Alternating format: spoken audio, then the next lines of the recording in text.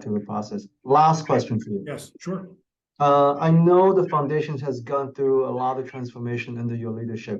Mhm. What is coming around the corner in the next 5 years? What do you guys aim to do?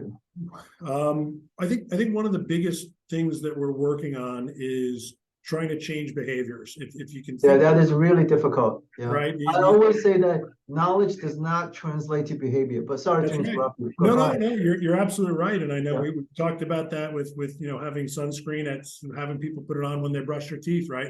And how long it takes to develop a habit. But I think, when the foundation was started in 1979, nobody had any information about anything.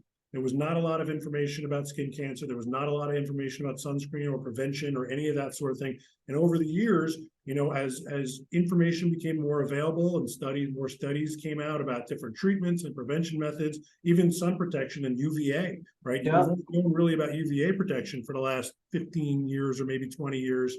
From a layperson's perspective, being able to have enough information to share. So that has all shifted, but I think there's enough information out there. It doesn't mean we're going to stop providing information, but when we talk about where we can be most impactful, it's to change behaviors, whether it's to make sure that people are using more sun protective products, whether it be sunscreen or clothing or umbrellas or awnings, or reapplication or that sort of thing, or if it's taking action when they do see something that's new, changing, unusual, and not just keep looking at it for 3 months hoping it goes away, right? And I think that's the behavior change we're talking about, is putting programs and resources in place that help people become empowered to take care of themselves, right?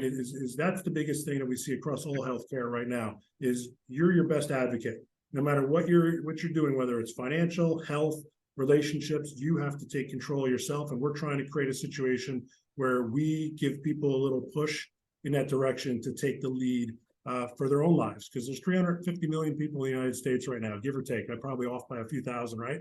But you can't do everything for everybody. People have to do for themselves. And we see ourselves as playing a big role in that space. Fantastic. I mean, I think this is an absolutely great direction, because changing behavior is very difficult. Sometimes knowledge doesn't help. It's a little tiny habit environment that plays a role. And I think, you mentioned 350 million people in America, but I know that Skin Cancer Foundation work with the international community, have much, much wider reach.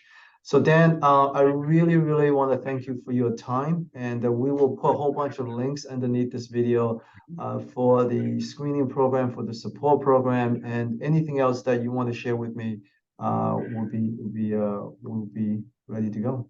Great. Yeah, I would just finish by saying, if there are any questions, skincancer.org is the website with all the resources. You can email us at info@skincancer.org. And again, check out our social media channels. We're very easy to find, and there's a lot of great information coming out, several times a day across all different social media. So I appreciate the opportunity to share. I appreciate everything you've done for the foundation as an individual, and look forward to doing what we can to help people. Wonderful. All right, you have a good day. Talk to you soon. Thank you, Steve. Bye.